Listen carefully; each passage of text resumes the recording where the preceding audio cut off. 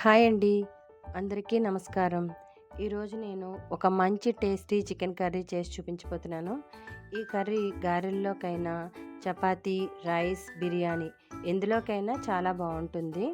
ముందుగా నీట్గా క్లీన్ చేసి తీసుకున్న 1 కేజీ చికెన్లో 1/2 టీ స్పూన్ పసుపు, 3 టీ స్పూన్స్ కారం, 1 స్పూన్ ఆయిల్, కొద్దిగా ఉప్పు, అలాగే 3 గరిటెల పెరుగు వేసి వీటన్నిటిని బాగా కలుపుకోవాలి. ముక్కలన్నిటికీ ఉప్పు కారం బాగా పట్టేలాగా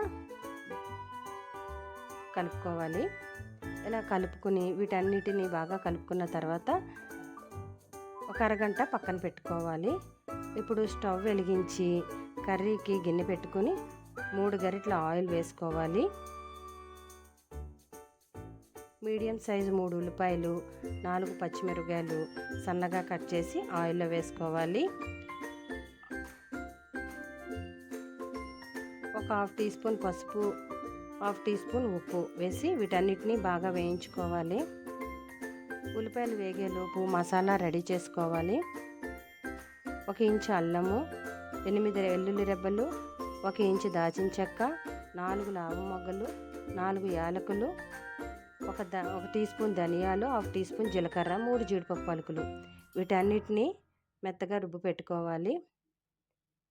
ఇలా రుబ్బిన తర్వాత ఏగిన ఉల్లిపాయల్లో మసాలా అంతా వేసేయాలి. వేసుకుని మసాలాను బాగా వేయించుకోవాలి.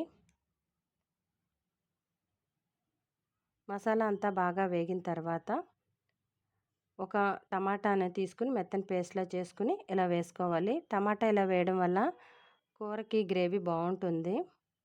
మొత్తం ఈ మసాలా అంతా బాగా వేగిన తర్వాత ఒక 10 నిమిషాలైనా మొత్తం మసాలా అంతని బాగా వేయించుకోవాలి. మనం అరగంట సేపు పక్కన పెట్టుకున్న కలిపి పెట్టుకున్న చికెన్ని వేసి మొత్తం మసాలా అంతా చికెన్కి పట్టేలాగా కలుపుకోవాలి. బాగా కలుపుకొని ఒక 2 నిమిషాల పాటు మూత పెట్టుకోవాలి. ఇలా మూత పెట్టుకున్న తర్వాత మూత తీసి ఉప్పు కారం సరిపోకపోతే చూసుకోవాలి. నాకు ఇక్కడ కారం సరిపోలేదు కాబట్టి 1 టీ స్పూన్ కారం వేసుకున్నాను. కూర అంతా కలుపుకొని ఒక 5 మినిట్స్ మూత పెట్టి చికెన్లో ఉన్న వాటర్ అంతా ఎగిరి ఆయిల్ సపరేట్ అయిన తర్వాత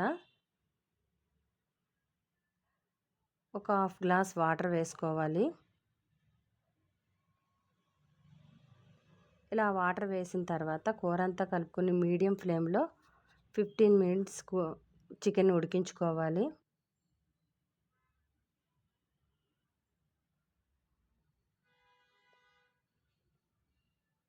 ఇలా కూర అంతా దగ్గర పడిన తర్వాత స్టవ్ ఆఫ్ చేసి సర్వింగ్ బౌల్లో సర్వ్ చేసుకోవడమేనండి. అంతే.